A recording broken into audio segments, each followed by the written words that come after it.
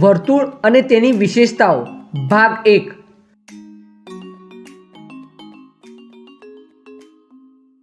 આજે આપણે જાણીશું કે વર્તુળ શું હોય છે અને વર્તુળને કેવી રીતે માપવામાં આવે છે।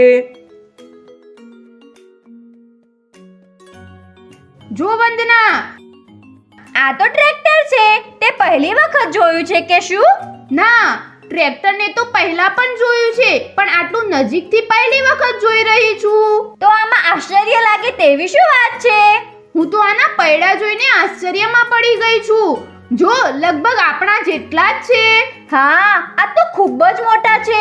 આની સામે આપણી સાયકલના પૈડા કેટલા નાના લાગી રહ્યા છે। અને આ સ્કૂટરના પૈડા જો, આ તો આપણી સાયકલના પૈડાથી પણ નાના છે। હા, પરંતુ ટ્રેક્ટરમાં પણ બે પ્રકારના પૈડા છે અને આગળનું પૈડું પાછળના પૈડાથી નાનું છે। એક વાત પર ધ્યાન આપ્યું તે? આપણે 4 જુદા જુદા માપના પૈડા જોયા, પરંતુ બધા વર્તુળાકારના છે। હા, બધા છે તો વર્તુળાકાર જ, પરંતુ બધા એકબીજાથી કેટલા મોટા અને નાના છે તે કેવી રીતે ખબર પડશે? આજે વર્ગમાં સાહેબને જ પૂછીએ તો? હા, ચાલ સાહેબને પૂછીએ છીએ। સાહેબ, મારે એક વાત પૂછવી છે। પૂછો। સાહેબ, વર્તુળને કેવી રીતે માપવામાં આવે છે? ચોક્કસ જણાવીશ, પરંતુ પહેલા એ કહો કે તમારે આ કેમ જાણવું છે? સાહેબ, આજે અમે શાળાના પાર્કિંગમાં ટ્રેક્ટર, સાયકલ અને સ્કૂટરના પૈડા જોયા। અમને એ તો સમજમાં આવ્યું કે બધા પૈડા વર્તુળાકાર જ છે અને તેમના માપમાં તફાવત છે। પરંતુ કેટલો તફાવત છે એ જાણવા માટે અમને તે પૈડાને માપતા આવડવું જોઈએ। એટલે અમે વર્તુળને માપતા શીખવા માંગીએ છીએ। ઓહ, આ વાત છે। વર્તુળને માપતા પહેલા તમારે એ સમજવું પડશે કે વર્તુળ શું હોય છે। સાહેબ, એક ગોળ આકારને વર્તુળ કહેવામાં આવે છે। હા, પરંતુ ગોળ આકાર શું હોય છે? આનો શું અર્થ થયો? હું સમજાવું છું। સૌથી પહેલા હું સાયકલનું પૈડું બતાવું છું। આ એક ગોળ એટલે વર્તુળાકારનું છે। હવે આ પૈડાનો એક સામાન્ય આકાર દોરી દઈએ, જેનાથી સમજવું સહેલું થઈ જાય। હવે વર્તુળ વિશે પહેલી વાત તમારે એ જાણવી પડશે કે આ એક બંધ આકાર છે, કેમ કે આમાં બધી બાજુ કિનારી છે। જુઓ, આપણે આ આકારને વર્તુળ નથી કહી શકતા। આ વર્તુળના મધ્યમાં આ જે તમે બિંદુ જોઈ રહ્યા છો તે આ વર્તુળનું કેન્દ્ર છે।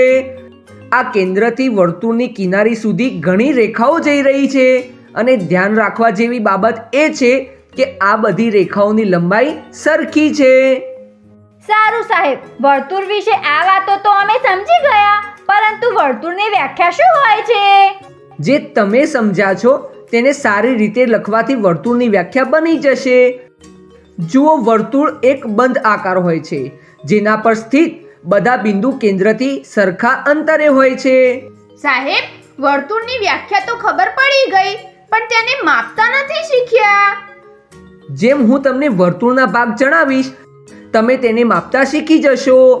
તો કહો ને સાહેબ।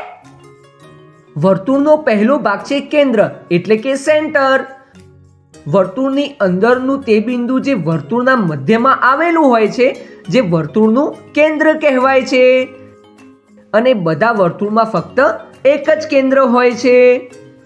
વર્તુળનો બીજો ભાગ છે વ્યાસ એટલે કે ડાયામીટર। વ્યાસ તે શું હોય છે? જો આપણે વર્તુળની બંને બાજુની કિનારીઓને જોડતી એક સીધી રેખા આ રીતે ખેંચીએ કે તે વર્તુળના કેન્દ્રમાંથી પસાર થઈને જાય તો તે રેખા વર્તુળનો વ્યાસ કહેવાય। આનો અર્થ એ થયો કે આપણે વર્તુળને માપવા માટે તેના વ્યાસને પણ માપવો પડશે। જો આપણે બધા પૈડાના વ્યાસ એટલે કે ડાયામીટર માપી લઈએ તો આપણે જણાવી શકીએ કે પૈડાનું માપ કેટલું છે। એકદમ સાચું, પરંતુ આના પહેલા વર્તુળના એક બીજા ભાગ વિશે પણ જાણી લો।